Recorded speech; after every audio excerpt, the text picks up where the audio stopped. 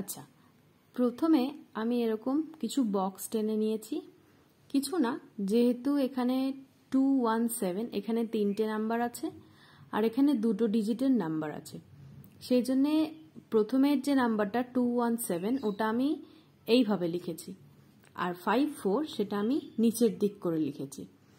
এইবার একটা rectangular box করে তার মাঝামাঝি আমি ওটাকে সেপারেট করে দিয়েছি। যদি আর একটা এখানে 0 থাকতো তাহলে আমি এদিকে আর একটা বক্স টেনে নিতাম, সেটাকে হাফ হাফ করে নিতাম, আর এই দাগগুলো তখন তার বরাবর নিচে টানতাম।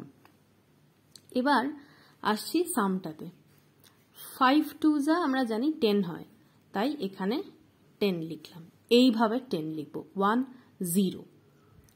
5 1 যা 5 into 1 হয় হচ্ছে 5, 5 অর্থাৎ 05, 5 অর্থাৎ 05, তাই এখানে লিখব 0, এখানে লিখব 5।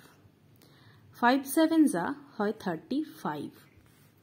নেক্সট কামিং টু নাম্বার 4, 4 2 যা হয় 8 অর্থাৎ 08। 4 1 যা হয় 4 অর্থাৎ 04।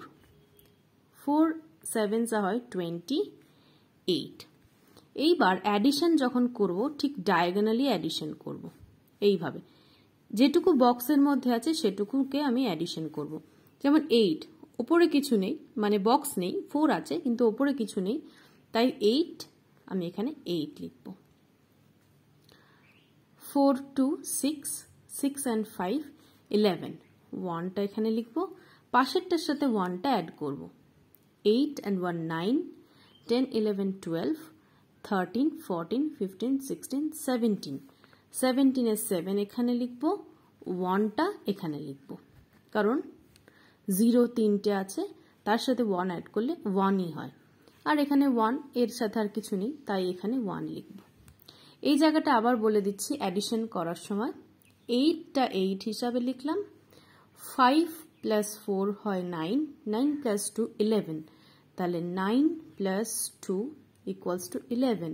11 এর একটা 1কে আমি এখানে লিখেছি, আর একটা 1 এখানে লিখেছি, এদিকে মাথায় নিয়ে নিয়েছি, যেটা কিনা 8 and 1 9, 9 and 5 হচ্ছে 14, 14 15 16 17, তাই এখানে 17। সেবার 17 এর 7টাকে লিখলাম আর 1টাকে আবার এখানে পাঠিয়ে দিলাম। এখানে 3টে 0 আছে আর এখানে 1, তাহলে 3টে 0 অর্থাৎ 0 plus 1 equals to 1ই হয়, তাই এখানে 1 আর এখানে 1টা অ্যাজ ইট ইজ লিখে দিলাম। এটাই ল্যাটিস মেথড। যখন আনসার লিখব তখন লিখব 1 1 7 1 8, এই যেভাবে আনসারটা আছে এইভাবে লিখব আনসারটা, 1 1 7 1 8, এটাই ল্যাটিস মেথড।